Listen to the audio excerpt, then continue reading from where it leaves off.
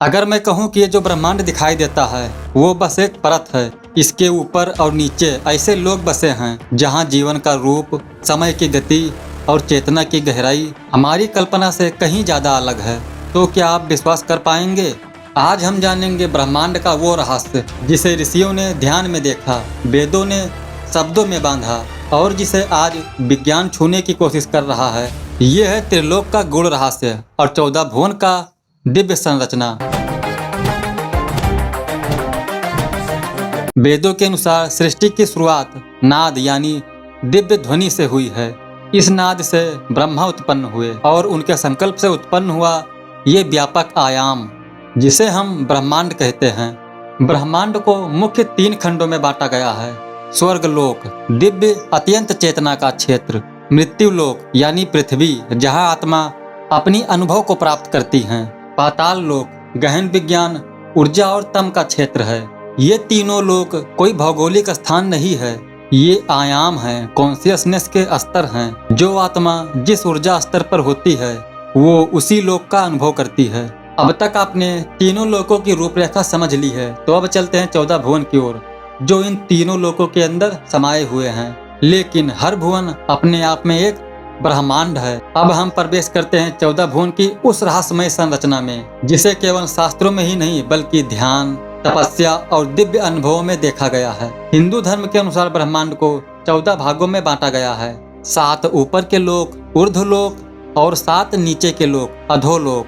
ये केवल भौगोलिक स्थान नहीं है बल्कि चेतना की अवस्थाएं हैं। आइए इन सभी को विस्तार से समझते हैं। 7 ऊपर के लोक, ऊर्ध्वलोक में से प्रथम जो है वो है भूलोक यानी पृथ्वी लोक। ये वही लोक है जहाँ हम निवास करते हैं। यहाँ भौतिक शरीर, कर्म, मोह, माया अत्यधिक प्रभाव में रहती हैं। यह मोक्ष प्राप्ति का द्वार है क्योंकि यहाँ पर आत्मा को स्वयं को पहचानने का अवसर मिलता है।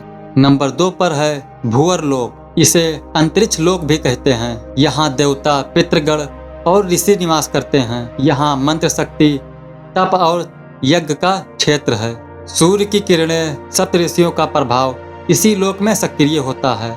नंबर 3 पर है स्वर्लोक, इसे आम भाषा में स्वर्ग कहा जाता है। यहाँ इंद्र का शासन है। यहाँ भोग विलास, अप्सराएं, यक्ष, किन्नर, गंधर्व और पुण्य आत्माएं वास करती हैं। लेकिन यह मोक्ष का स्थान नहीं है। पुण्य समाप्त होने के बाद आत्मा पुनः जन्म के चक्रव्यूह में चली जाती है। नंबर 4 पर है महरलोक, ये ऋषियों का लोक है, जैसे ऋषि भृगु, ऋषि वशिष्ठ आदि। यहाँ की चेतना अत्यंत शांत और तपस्वी होती है। यह लोक प्रलय के समय नष्ट नहीं होती है, केवल तप से ही यहाँ वास संभव है। नंबर 5 पर है जनलोक, ब्रह्मा के मानस पुत्रों का निवास स्थान। यहाँ जन्म मृत्यु नहीं है। दिव्य ज्ञान और ध्यान की उच्चतम अवस्थाएं यहाँ प्राप्त होती हैं। नंबर 6 पर है तपोलोक, ये वो क्षेत्र है जहाँ महान तपस्वी सनातन ब्रह्म ज्ञानी आत्माएं वास करती हैं। समय, काल, माया यहाँ असर नहीं करती। आत्माएं यहाँ केवल तप के प्रकाश से स्थित होती हैं। नंबर 7 पर है सत्यलोक यानी ब्रह्मलोक, ये ब्रह्मा जी का लोक है। यह लोक मोक्ष के एकदम सटीक है। यहाँ से आत्मा ब्रह्म में विलीन हो सकती है। इस लोक में जन्म और मृत्यु नहीं होती। यहाँ केवल ज्ञान, आनंद और सत्य की चेतना विद्यमान है।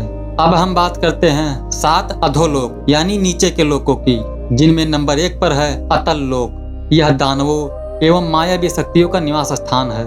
यहाँ असुर जातियां रहती हैं जो सिद्धि, तंत्र और मंत्र की साधना करती हैं। नंबर 2 पर है वितल लोक, यहाँ भगवान शिव के रूप, हाटकेश्वर रूप वास करते हैं। यहाँ तांत्रिक शक्तियाँ और माया भी प्रयोग होते हैं। नंबर 3 पर है सुतल लोक, ये राजा बलि का लोक है जिन्हें भगवान विष्णु ने वामन अवतार के रूप में भेजा था। यहाँ वैभव और शांति दोनों है। भगवान विष्णु स्वयं यहाँ पहरेदार के रूप में रहते हैं। तलातल लोक, यहाँ मायावी दानव वास करते हैं। यह लोक चेतना को प्रभावित करता है। महातल लोक, यहाँ नाग जातियां वास करती हैं जैसे वासुकी, तक्षक आदि। यह रहस्यमयी और शक्तिशाली शक्तियों का निवास स्थान है। नंबर 6 पर है रसातल लोक, ये असुरों का गढ़ है। यहाँ अंधकार, भय और शक्ति का साम्राज्य है। यहाँ के निवासी देवताओं के विरोधी माने जाते हैं।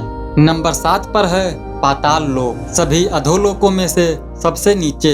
यह भी अत्यंत वैभवशाली बताया गया है। यहाँ का समय, स्थान और चेतना हमारी कल्पना से परे हैं। शेषनाग यहाँ वास करते हैं और भगवान विष्णु की सैया बनते हैं।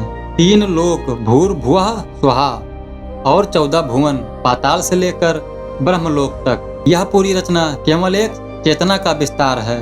हर लोक, हर भुवन आत्मा की यात्रा में एक पड़ाव है। यह वीडियो आपको न केवल ज्ञान देती है बल्कि आत्मचिंतन के लिए प्रेरित भी करती है।